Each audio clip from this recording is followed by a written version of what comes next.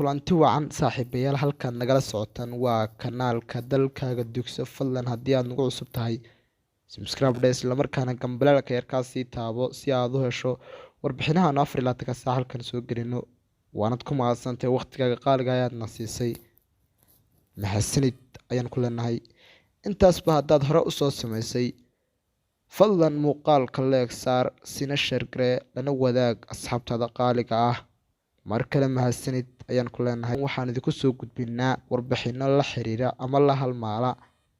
fanka iyo dhaqanka iyo Soomaalida inteeda kale waxaanan idin haynaa fadeexad culus oo soo wajahday fanaanka Maxamed Biike fanaankan reer Soomaaliland ama fanaankan reer Hargeysa oo muddooyinkii u dambeeyay uu ku sugnaa London ama Ingiriiska Biike ayaa doonayay in uu qabto show weyn kasoo qayb galaan gabi ahaanba kumanaan kun oo Soomaalida ku dhaqan London ee dalka Ingiriiska showgaasi ayaa muddooyinkii ugu dambeeyay la qabanqaabinayay waxaana la doonayay xalay lagu qabto hol weyn oo la kireeyay magaalada London laakiin waxaa la waayay ictimaada showgaasi waxaana la gadan waayay tigidhadii Maxamed Biike oo lagu gali lahaa showga iyadoo dadka Soomaaliyeed ee ku dhaqan halkaasi ay ku tilmaameen inuu yahay Maxamed Biike qof cunsuriya nicmna Soomaalida inteeda kale Maxamed Biike ayaa la sheegay halkaasi inuu kala kulmay fajac iyo arrin la yaab leh kadib markii Soomaalida gabi ahaan hoolka loogu talagalay Soomaalida gabi ahaanba hoolka loogu talagalay in ay Maxamed Biike uu ku qabto showga ayaa imaan waayeen fanaankan Maxamed Biike ayaa lagu eedeeyay inuu yahay qof kala jecel Soomaalida inteeda kale gaar ahaan reer Soomaaliland oo kaliya jecel dhanka kale Maxamed Biike oo ka hadlay arrinkaasi waxa uu ku tilmaamay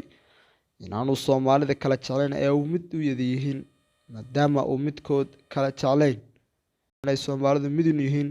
fanaankan Maxamed Biike ayaa sheegay inuu wado la kulano dhalinyaro fara badan oo isla markaana isugu jira hablo iyo inamo dhanka kale Maxamed Biike oo la xiriirnay ayaa noo sheegay fanaanku wuxuu isu kay dul taagay inaanu kala jeclayn Soomaalida balse la been abuuranayo oo la leeyahay waxaad kala jeceshahay Soomaalida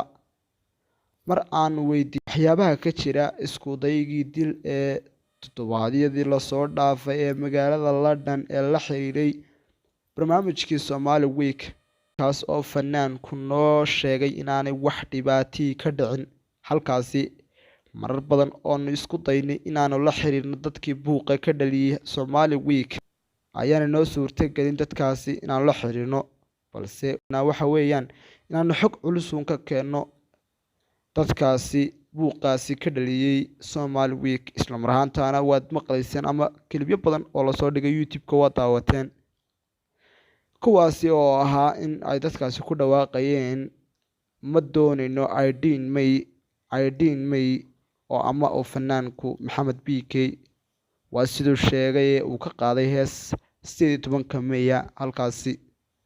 aad badan wada mahadsantiin dhamaan